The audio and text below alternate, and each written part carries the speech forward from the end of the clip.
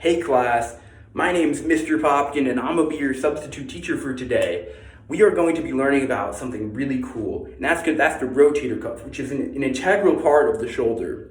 The rotator cuff, it works to pull the humerus, the head of the humerus, so that you can do rotations, lateral movement, abduction. It's very important for shoulder mobility, shoulder health, and stability.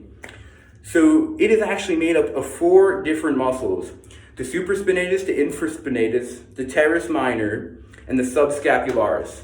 I know that was a lot of words at once, so let me simplify everything to you with an easy acronym. SITS. S-I-T-S. Each letter lines up with a word. Very easy.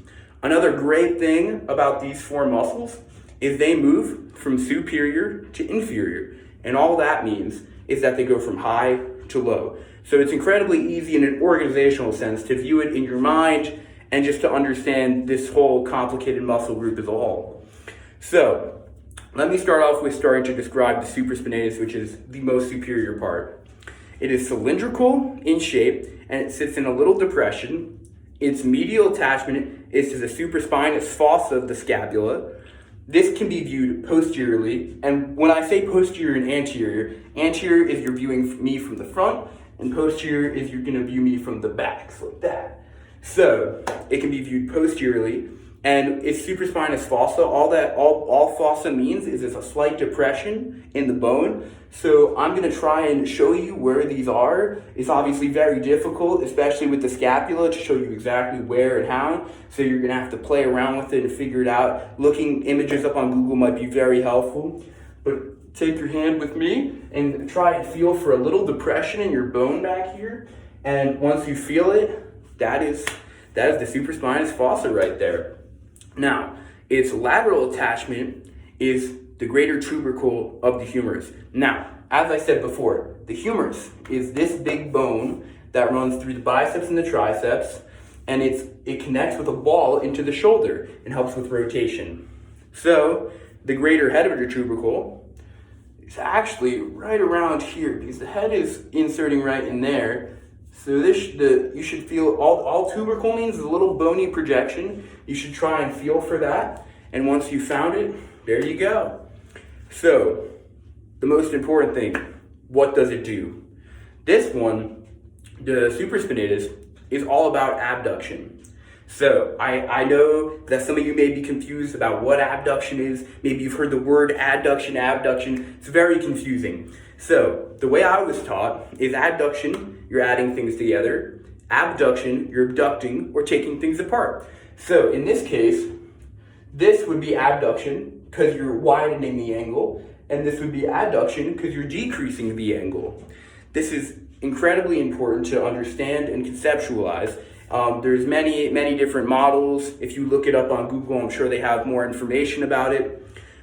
This, unfortunately, or fortunately, only plays a tiny role in abduction as a whole because the lateral delts and the traps will take over, but it still plays a role in it, and I figured it was important to mention.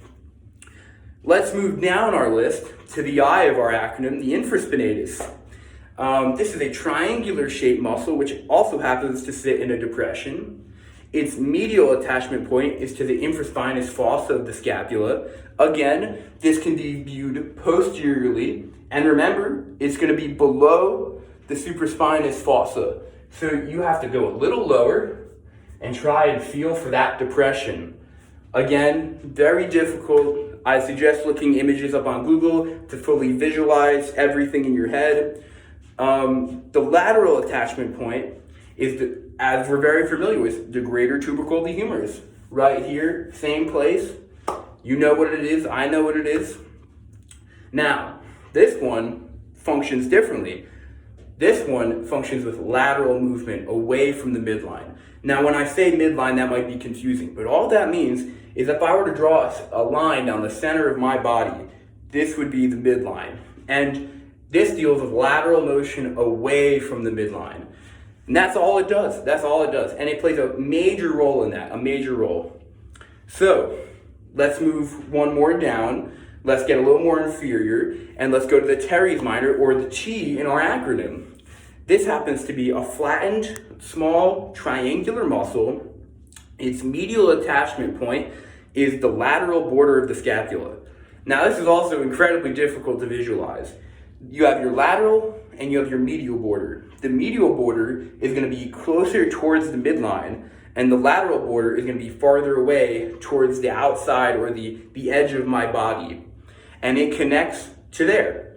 Now, the lateral attachment, as we're very familiar with, is the greater tubercle of the humerus. You know, we're very familiar with this. It's right here. Just give it a feel, little bony projection, and there you go. So, this muscle, this also functions with lateral motion away from the midline. It is very important. I don't think it's as important as infraspinatus, but it is very crucial in lateral motion. Now, let's move to our most inferior muscle, the subscapularis. This muscle is flat and triangular, similar to some of the other ones we've already discussed. Its medial attachment point is to the subscapular fossa. This one actually can be viewed anteriorly. Obviously, you can't see it on me because I have lungs, ribs, pecs. I got all that in the way. So obviously, it's in the name fossa. It's a little depression. So it's a little depression in the bone. You can view it, as I said, anteriorly. A great way to view it is Google. Google has so many better pictures than I could ever describe. I think that'd be very helpful in learning and comprehension.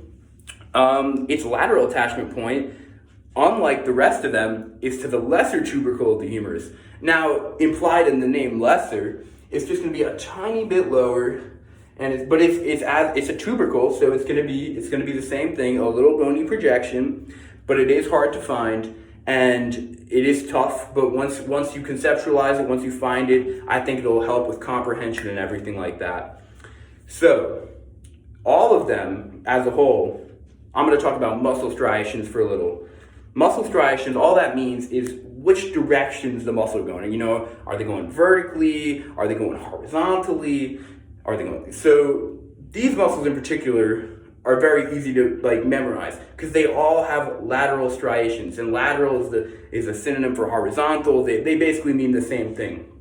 So it's moving like this across your body, and there's so many great pictures on Google. I know I've been bringing up Google a lot, but that's just how great it is. The models and the images and the scans you can find, like the medical scans, are just fantastic. They show you so much more than I could ever describe. I really recommend you go looking that up. The information I can give you is subpar to what they can give you. But one last point I want to add very quick before we run out of time here is that these muscles are generally pretty weak, which honestly make your entire shoulder and rotation wise pretty weak. If we have any athletes in the class or any weightlifters or any really active people, I'm sure they've seen, heard, have had shoulder dislocation. They're very common. You know, we have such a great range of motion. The muscles aren't too strong, which makes the whole joint as a whole kind of weak and unstable. So that can contribute to a lot of shoulder injuries. You know, you hear about rotator cuff tears all the time. Very difficult because rotator cuffs rotate. The muscles that I've just described are hard to strengthen. They like compound lifts, regular lifts, regular strengthening exercises don't really hit them too well. So specialized training is usually required. It's hard to recover from. I really hope you've enjoyed my lesson plan. Your normal teacher should be coming back tomorrow. Please leave a good review. And I really hope you had a great time learning about the rotator cuff. As I said before, go on Google, look up some of the stuff I said. It'll be really helpful. And this is Mr. Popkin signing out.